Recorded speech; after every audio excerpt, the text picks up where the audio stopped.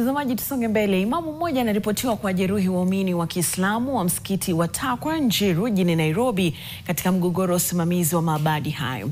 OCPD wa Kayole John Worth amethibitisha kuwa makundi mawili yanavutana kuhusu usimamizi wa shughuli za ibada katika chumba hicho cha ibada ambacho sasa kimefungwa kusubiri amri ya mahakama. Na mikutano ya kuwapatanisha imepitia changamoto, polisi wakisema kwamba watahakikisha kuna amani wakati huu wa mzozo. Tumpate mwanahabari wetu Laban Shaban na taarifa hiyo kwa kina. Makundi mawili ya waumini wa Kiislamu yanang'ang'ania usimamizi wa msikiti wa Takwa, na katika purukushani hizo watu wawili walijeruhiwa. Hali ya wasiwasi imetanda eneo la Njiru, Kasarani, Nairobi baada ya Sheikh mmoja kusemekana amewadunga kisu waumini wawili mgogoro ulipoibuka. Waathiriwa walipokea matibabu katika hospitali ya Mama Lucy na wanaendelea kupata nafuu wakihofia maisha yao. Kulikuwa na dispute hapo kwa Takwa Mosque kuhusu madrasa na msikiti.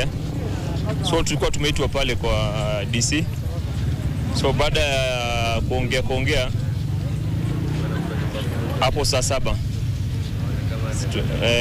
huyo Sheikh Ibrahim ambaye ni raia wa Ethiopia ndo akandunga na kisu.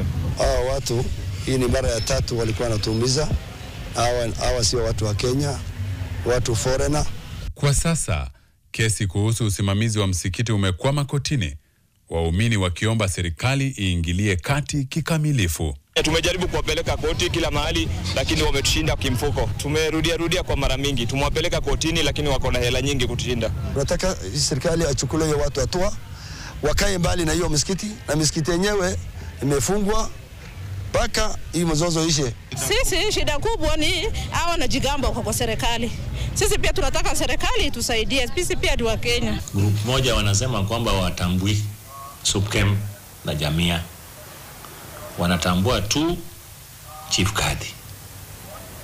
So tulijaribu kuleta mpaka representative ya Chief Kadhi wakae chini tuwalete pamoja, ikakataa. Oworth amehakikishia jamii hizo serikali itadumisha usalama kwa kufuata amri ya koti, akisisitiza lazima amani irejeshwe Njiru. Amri ya koti inaarifu wanaogombania msikiti wasifanye chochote katika msikiti huo ambao umefungwa hadi uamuzi utolewe. Laban Shaban, NTV.